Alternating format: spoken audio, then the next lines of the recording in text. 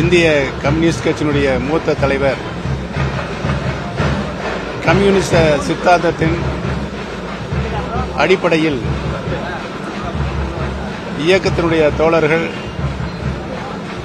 எவ்வாறு அரசியல் நாகரிகத்தோடு நடந்து கொள்ள வேண்டும் என்று எடுத்துக்காட்டாக திகழ்ந்த ஒரு மாபெரும் தலைவரை இன்றைக்கு தமிழகம் இழந்திருக்கிறது. அவர் கடினமான பாதையில் நடந்து வந்து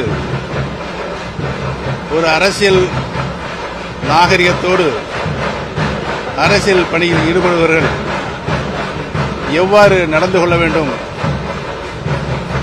பொது சேவையில் ஈடுபட்டிருப்பவர்கள் எவ்வாறு நடந்து கொள்ள வேண்டும் என்ற அடிப்படையில் அனைத்து அரசியல்வாதிகளுக்கும் எடுத்துக்காட்டாக திகழ்ந்த ஒரு மாபெரும் தலைவரை நாம் இன்றைக்கு இழந்திருக்கிறோம்.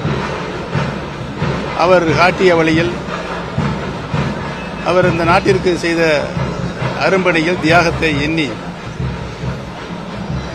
கம்யூனிஸ்ட் சித்தாந்தத்தின் அடிப்படையில் நாம் எவ்வாறு நம்முடைய அரசியல் பயணத்தை செயல்படுத்திட வேண்டும் என்ற அனைத்து நிலைகளிலும் நின்று நல்வாழ்வு கேட்டிய ஒரு நல்ல தலைவரை, பண்பான தலைவரை நாம் இன்றைக்கு இழந்திருக்கிறோம். அவரை இழந்து மனசுத்தியோடு வாழ்ந்து கொண்டிருக்கின்ற கம்யூனிஸ்ட் நண்பர்களுக்கும் தோழர்களுக்கும்,